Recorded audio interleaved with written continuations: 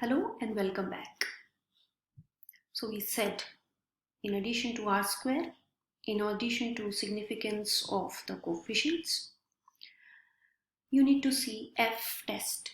You have to carry out F test because we say that R square, although it provides the coefficient of determination, does not give an hypothesis test. So what does an F do? What F will do here?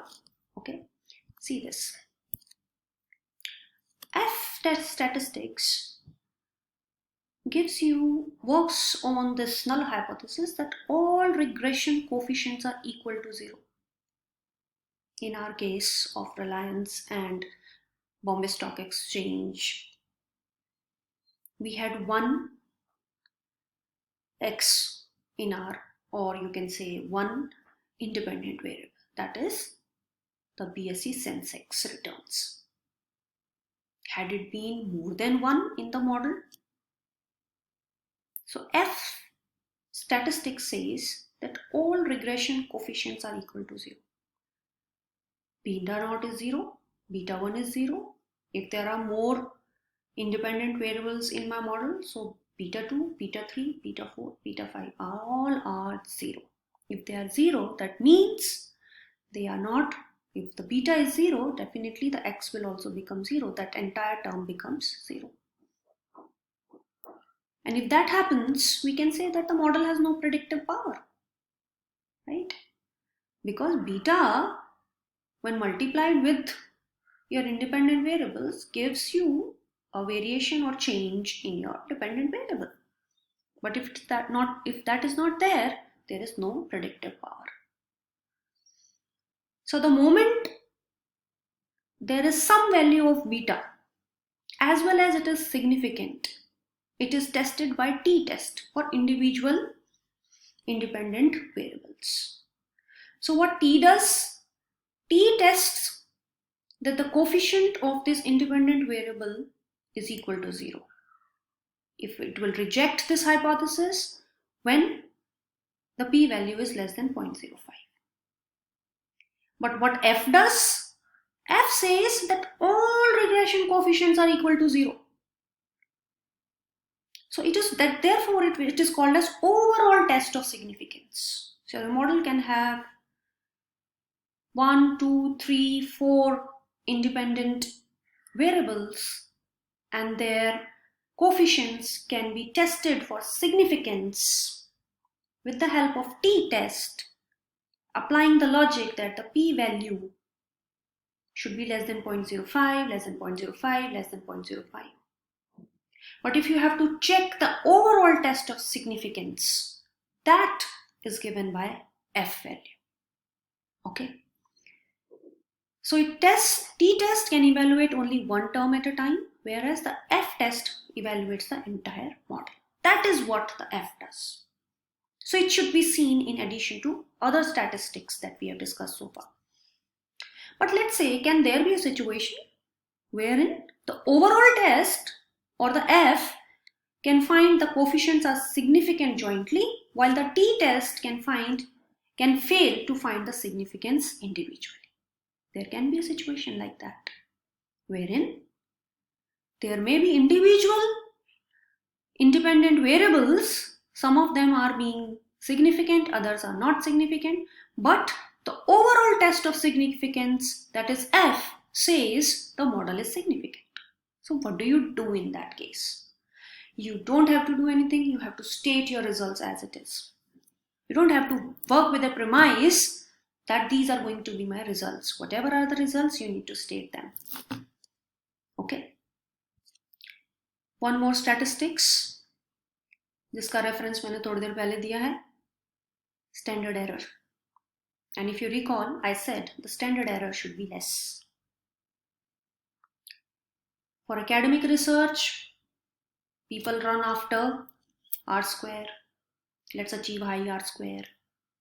Okay. Supplement it with F statistics, test of overall significance, check the individual independent variable significance, right?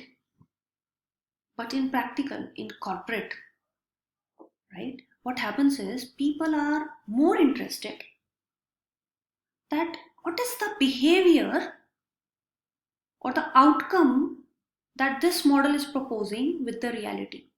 How divergent, what was the divergence between the predictions and the realities? We are interested with that. Forget about R square and other things. You can keep it to yourself, they say.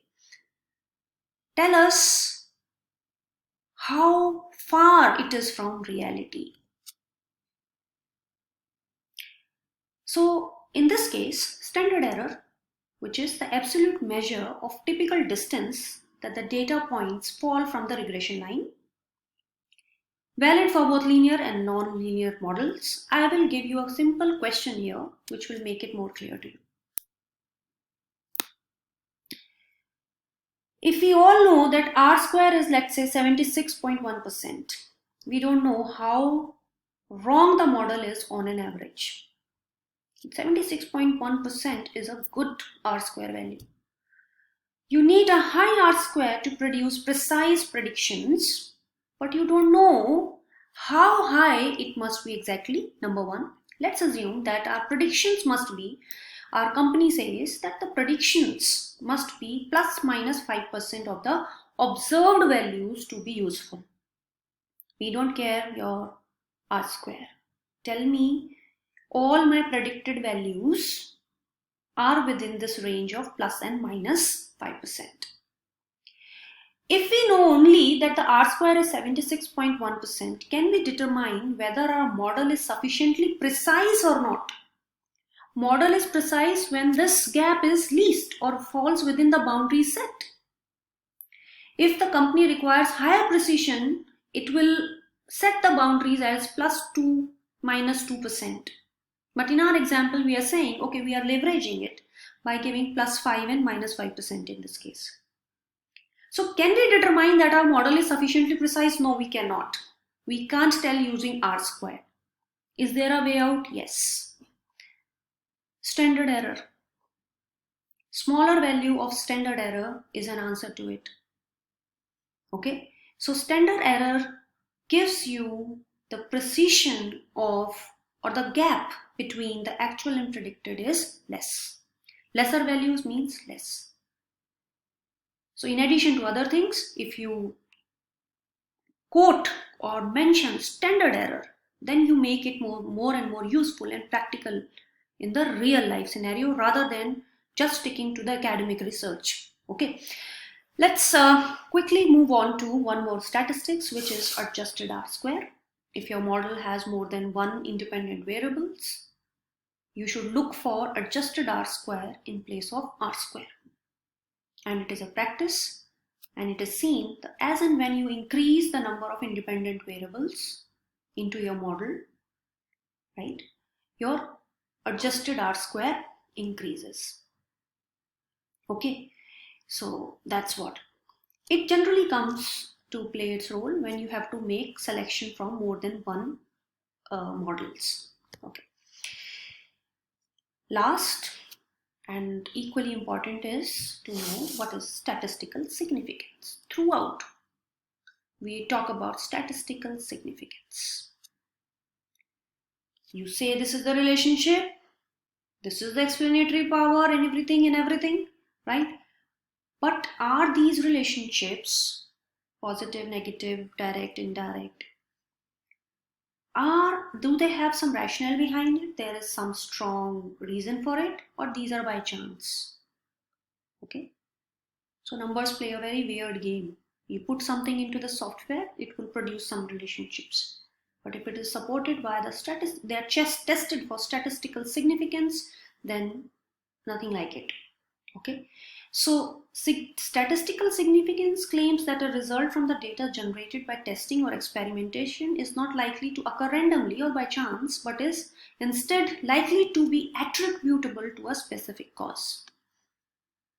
Now, there can be problems working with samples of larger populations and not the populations themselves. Why this is happening? Because we don't work on the entire population. From the entire set of population, you pick up a sample, you do your test, regression, everything, right? All modeling and everything on that sample. And then say that the results are applicable to the entire population based on what we have received. What insights that we have drawn from this sample can be attributable to the entire population. You do not carry out research on the population. There lies the significance or importance of having statistical significance. You have to test that these results which have come from the sample can be replicated to the entire population or not when you say that these are significant not by chance. Okay, so in social sciences we can say with 95% confidence that can help us. It's not a medical science where you have to be 100% sure of the results. You cannot take a chance that 5% can fail, only 90% we are sure about it. But in social sciences and for our decision making purpose, we can position, we can say and report our results with this 95% confidence. Okay.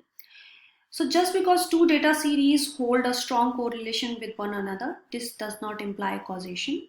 It has to be tested with statistical significance. Okay. There can be some kind of a spurious relationship, weird relationship, without a backing of any theoretical or practical understanding behind it, but they produce some weird results. These have to be tested. So I'm sure all these concepts would guide you to take up this course in a better manner, because these are the words, these are the terminologies that we should be following during the running of this course. So at this stage, I wish you all the best and happy learning.